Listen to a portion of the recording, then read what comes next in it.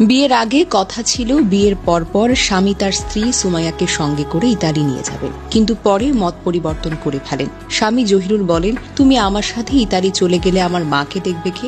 তাছাড়া মাও চান না তুমি আমার সঙ্গে ইতালি যাও। পরিশেষে স্ত্রীকে মায়ের কাছে রেখে স্বামী জাহিরুল চলে যান ইতালি। এর কয়েকদিন পর থেকে শুরু হয় শাশুড়ির নানান রকমের অভিযোগ। খুদ ধরা, ছেলের কাছে সুমাইয়ার নামে উল্টাপাল্টা কথা বলা, ছেলের কাছে বউকে খারাপ বানানো, আর ছেলেও মায়ের সব কথা বিশ্বাস করত। যাচাই বাছাই না করেই উল্টো বিনা দোষে স্ত্রী সুমাইয়াকে মানসিকভাবে অশান্তি দিত, খারাপভাবে আচরণ করত। বাবার বাড়িতে সুমাইয়া অভিযোগ করলেও কোনো কাজ হয়নি। উল্টো বলতো, দেখো মানিয়ে নাও, সব ঠিক হয়ে যাবে।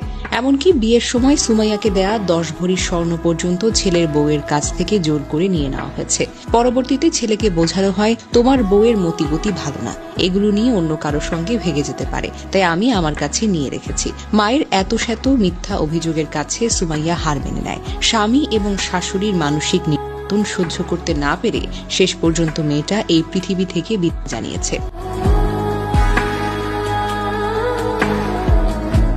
পরিবার ও স্থানীয়রা জানায়, মাত্র 16 মাস আগে ইতালি প্রবাসী জহিরুল হাওলাদারের সাথে তার মেয়ে সুমাইয়া আক্তারের বিয়ে হয়। বিয়ের পর স্ত্রীকে ইতালি নিয়ে যাওয়ার কথা বলেন জহিরুল। পরে সুমাইয়াকে ইতালি নিতে বাধা দেয় জহিরুলের পরিবার। এ নিয়ে পারিবারিক কলহের সৃষ্টি হয় এবং এক পর্যায়ে বিয়ের সময় দেওয়া সুমাইয়ার 10 ভরি স্বর্ণালংকার আত্মসাৎ করে এবং মানসিকভাবে নির্যাতন শুরু করে শ্বশুর, শাশুড়ি ও ননদ বলে অভিযোগ ভুক্তভোগীর পরিবার।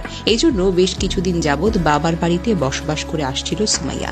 মঙ্গলবার রাত 1:30টার দিকে স্বামীর সাথে মোবাইল ফোনে ঝগড়া হলে নিয়মিত মানসিক নির্যাতন সহ্য করতে না পেরে ফ্যানের সঙ্গে ওড়নাকে গলায় দিয়ে আত্মহত্যা করেন তিনি। নিহত সুমাইয়ার মা রুমি বেগম বলেন, ঝগড়ার পর রাত 1:30টার দিকে ইতালি থেকে জহিরুল আমাকে ফোন দিয়ে বলে, আপনার মেয়ে 3 ঘন্টা যাবৎ ফোন ধরছে না। এ কথা শুনেই সুমাইয়ার রুমে গিয়ে দেখি আমার মেয়ে তো দুনিয়াতেই নেই। বিয়ের পর থেকে আমার মেয়েকে তার শ্বশুর, শাশুড়ি, ননদ মিলে বিভিন্নভাবে নির্যাতন করে। এজন্য আমার মেয়ে তার শ্বশুর বাড়িতে থাকতে পারেনি। আমার মেয়ের বিয়ের সময় দেওয়া 10 ভরি স্বর্ণালংকারও নিয়ে গেছে। ওরা আমার মেয়েকে করেছে। আমি চাই এ হত্যাকাণ্ডের সঠিক বিচার হোক। সুমাইয়ার বাবা নাসির হাওলাদার অভিযোগ করে বলেন, আমার মেয়েকে বিয়ের পর ইতালি নেয়ার কথা ছিল, কিন্তু জহিরুল তার পরিবারের বাধা নেয়নি। আমরা গরিব বলে আমার মেয়েকে সবসময় মানসিক নির্যাতন করত। শ্বশুরবাড়ির লোকজনের নির্যাতন সহ্য করতে না পেরে মরে গেছে। আমার মেয়ে মরার পর কেউ দেখতেও আসেনি। আমি চাই এমন নির্যাতন ও হত্যাকাণ্ডের ঘটনা আর যেন কারো সন্তানের সঙ্গে না ঘটে। সেই জন্য দরকার প্রশাসনের কাছে সঠিক বিচার দাবি করা।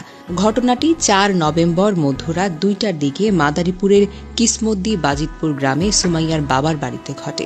মাদারীপুরের রাইজেট থানার ভারপ্রাপ্ত কর্মকর্তা ওসি মোহাম্মদ মাসুদ খান জানান, মরদেহটি ময়না তদন্ত শেষে মাদারীপুর সদর হাসপাতাল থেকে পরিবারের কাছে হস্তান্তর করা হয়েছে। এ বিষয়ে তদন্ত করে আইনগত ব্যবস্থা নেওয়া হবে।